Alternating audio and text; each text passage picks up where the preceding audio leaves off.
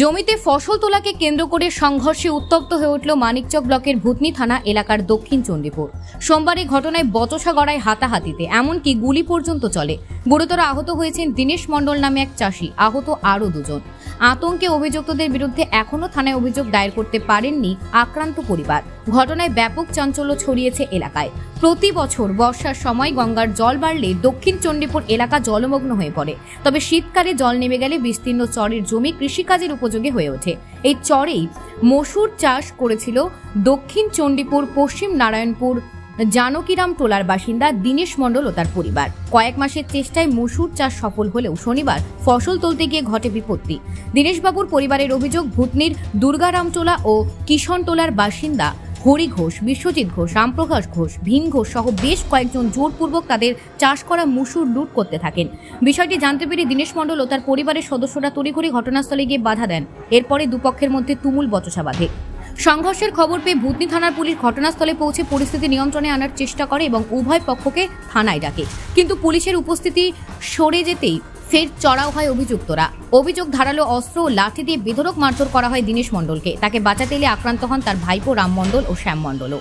এরই মধ্যে গুলি চলার অভিযোগ ওঠে। 3 রাউন্ড গুলির মধ্যে একটি সরাসরি লাগে দীনেশ মণ্ডলের শরীরে। গুলির শব্দে এলাকায় আতঙ্ক ছড়িয়ে পড়লে পুনরায় ঘটনাস্থলে পৌঁছায় ভূতনি থানার পুলিশ। আশঙ্কাজনক অবস্থায় দীনেশ মণ্ডলকে উদ্ধার করে প্রথমে ভূতনি দিয়ারা প্রাথমিক স্বাস্থ্যকেন্দ্রে নিয়ে যাওয়া হয়। পরে তাকে মালদহ মেডিকেল কলেজ ও হাসপাতালে স্থানান্তর করা হয়। বর্তমানে তিনি সেখানেই চিকিৎসাধীন। অন্যদিকে আহত দুজনকে প্রাথমিক চিকিৎসার পর ছেড়ে দেওয়া হয়েছে।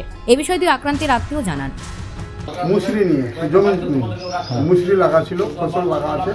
পুলিশ বারণ করলো ফসল কাটবা না, যার জমি আছে সেইখানে দেখে খুশি জানতে করে তারপরে মুসরি কাটা হবে। তার মধ্যে পুলিশ চলে গেল, যাওয়ার পরে এরা জমিনে ছিল, একটু আগে বাড়লো, ওরা গমে খেতে সব বসে ছিল লুকিয়ে আসবাব পেস্তুল নিয়ে। এবার পুলিশ কিছুদিন গেল, তারপরে মানে এদের উপরে মার শুরু হয় জমিনে।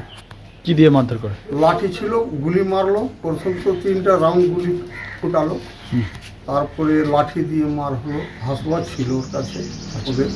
তো গুলি কি কারো লেগেছে? হ্যাঁ, গুলি একজন দীনেশ মণ্ডলকে লেগেছিল পায়ে, পার থেকে উপার হয়ে গেছে। আচ্ছা, সে কোথায় এখন? হসপিটালে আছে, সদর হসপিটালে। কেন, কারণটা কি? ওই জমিনে নিয়ে, ওই মুসরি নিয়ে বলছে কি আমরা মুসরি বুনেছি, এ বলেছি কি আমরা বুনেছি, এই নিয়ে ঝামেলা। তো জমিটা কাট? জমিন আমাদের। কতটা জমি আছে? জমিন 30-45 বিঘার মতো আছে। সবটা জমিন আমাদের না, আলিয়া পাটি আরও আছে, কারো 2 বিঘা 2.5 বিঘা। কিন্তু যারা গুলি চালিয়েছিল তাদের কি ওদের জমিন নেই? তাহলে ওরা দাবি করছে জবরদস্তি। এবার পুলিশ চলে যাওয়ার পর আমরা নিজে বাড়ির দিকে রাস্তা যাচ্ছি। আসার পর একজন চলে এসেছিল, ওই লাইনে লাঠি নিয়ে এসছে, বলছে যে কী কারণে বসে তোলা হয়েছে, তুমি বল করে। তারপর হ্যাঁ, রামপুর কেসে। তারপর ও বলছে তোমার গমকে চড়িয়েছিল, আমাদের নাম কেন বলো না?